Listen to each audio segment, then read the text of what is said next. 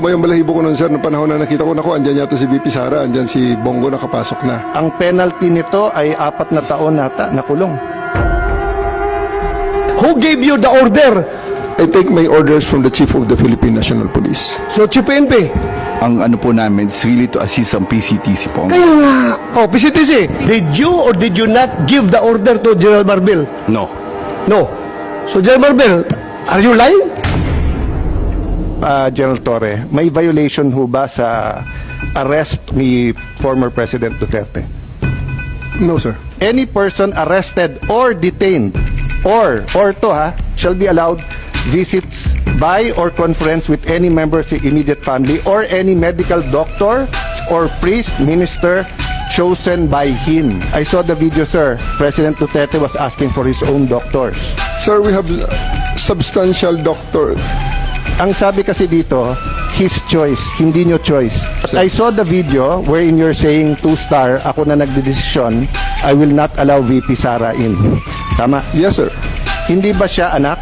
Nung nakita ko tong batas na to, nakalagay, pag anak, you cannot stop them. Ang penalty nito ay 4 na taon nata na kulong.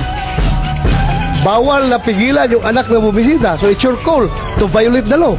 Yung doctors ho ba ni President Duterte certified him fit to travel? It's not part of the procedure for his private doctors for that to do that, sir. It will be the government doctors who will be No, taking that's not that, sir. true, sir. Ang nakalagay ho dito sa batas, it can be his doctors. Magiging inutil yung batas if you invite your doctors and then they cannot certify. So, ang mangyayari nun, if they certify hindi pwede, sinertify ng government doctor pwede, korte ang magsasabi at kakasuhan yung doktor na nagkakamali. But if you tell me, sir, okay naman siya, o tignan mo. The law is clear eh. Hindi naman ikaw magsasabing sufficiente, hindi. But you're supposed to allow all of his doctors in right away and you're supposed to allow his family members there and not deny them. So, who give the order? Sino nagbigay sa'yo ng order? Sir, No, I have a team of you're the deputy one there. there. Wala si SOG doon. Ikaw ang nagkarga sa kanya sa aeroplano. Kaya tinatanong kita, who gave you the order? Still, sir, I take my orders from the Chief of the Philippine National Police. So, Chief PNP. It's always the guidance that ang ano po namin is really to assist ang PCTC po. Kaya nga. Oh, PCTC, did you or did you not give the order to General Marbil? No. No. So, General Marbil, are you lying?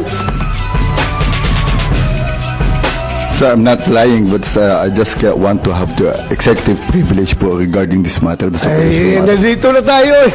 Executive privilege ka dyan. Bakit naging executive privilege? Kanina, sinabi mo, PCTC ang nagbigay ng order. Ngayon, mag-executive privilege ka. Sino-sino na tinuro mo? That's why we didn't want to attend the last hearing because this is what we were expecting, ma'am. We didn't want to be bullied. We are not bullying you, sir. Ha? We want the truth.